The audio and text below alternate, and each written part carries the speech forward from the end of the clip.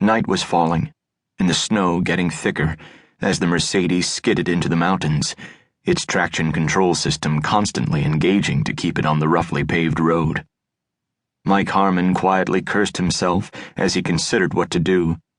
He had made some stupid decisions in his life, more than one of which had been nearly fatal, but dying in the Caucasus Mountains in a blizzard was looking more and more likely. It would be a stupid and ignominious way to go out, all things considered. Mike was a former SEAL who had, after leaving the teams, planned a quiet life. He'd been a student at the University of Georgia, not particularly happy, but managing it, when he discovered a terrorist operation going on under his very nose. A series of choices had led him to a secret base in Syria, where kidnapped co-eds were being tortured and raped on camera to force the American government to withdraw from the Middle East. He'd been instrumental in breaking up the operation, freeing the girls, and then holding the position until relieved by a SEAL team, after which airborne rescue forces captured the facility and extracted the girls. In the process, he had been so badly shot up he nearly died, but he held his ground right up until passing out from blood loss. He'd been paid a rather hefty reward for the operation, and then wandered down to the Florida Keys to just chill.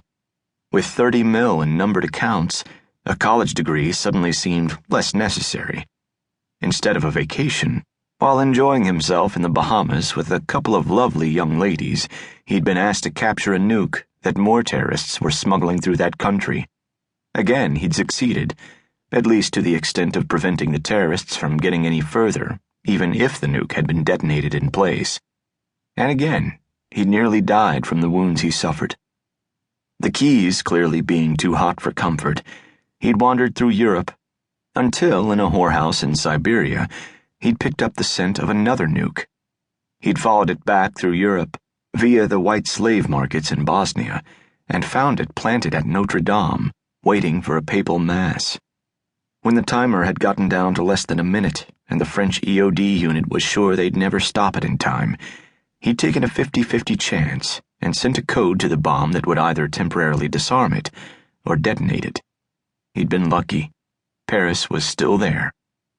However, the French government was less than thrilled by his taking the choice in his own hands, and declared him, or at least his cover identity, persona non grata. This left him back in Russia, not sure what to do with himself, and with every Islamic terrorist on the face of the earth pissed at this unknown who had broken up 3 major ops. Russia's winter was coming on, nothing to look forward to, and he decided to head south. Georgia had always interested him as a country, and, just looking for somewhere to lay low, he'd headed that way.